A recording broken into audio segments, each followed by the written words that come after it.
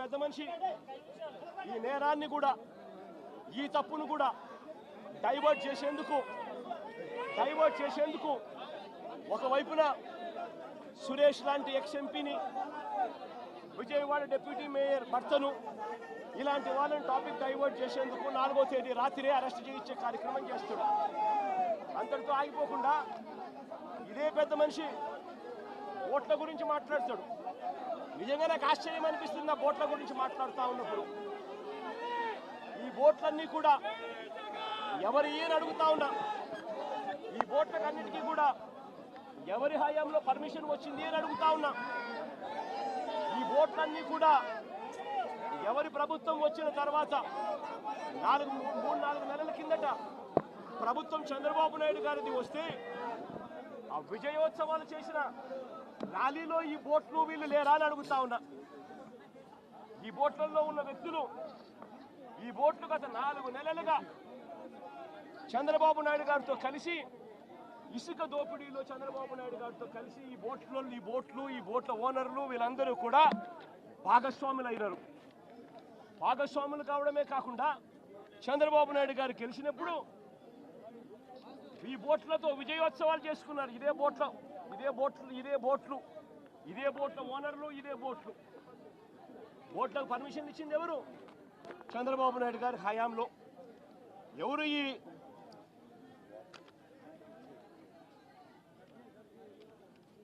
ఈ ఊషాద్రి అనే మనిషి ఎవరు? చంద్రబాబు నాయుడు గారితోనూ లోకేష్ తోనూ ఇద్దరితోనూ కలిసి దిగిన ఫోటోలు కనిపిస్తూ ఉన్నాయి. తెలుగుదేశం పార్టీలో క్రియాశీలకంగా వ్యవహరించిన పరిస్థితులు కనపడతా ఉన్నాయి. రామ్మోహన్ అనే మనిషి ఎవరు? ఆయన టీడీపీ ఎన్ఆర్ఐ నేత జయరాం అనే వ్యక్తి సోదరుడి కుమారుడు కాదా అని అడుగుతా ఉన్నా.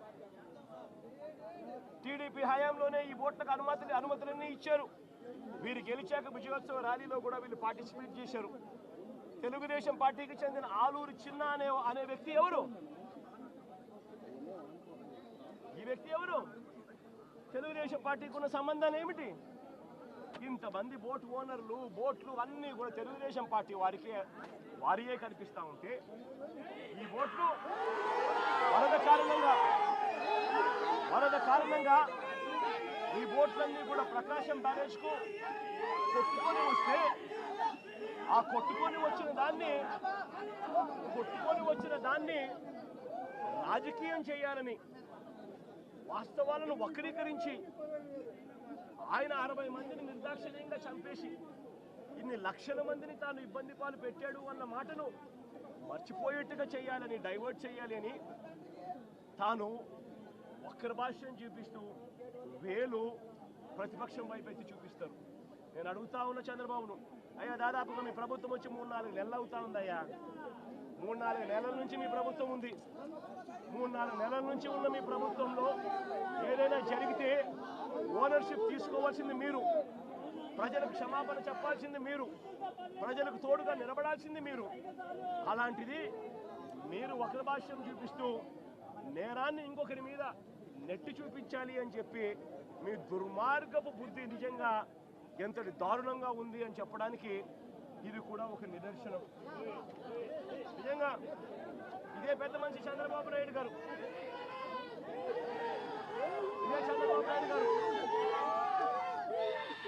ఏ రకమైన రాక్షస పాలన చేస్తా ఉన్నాడు, ఏ రకంగా ఈనాడు అనే దినపత్రిక ఏనాడు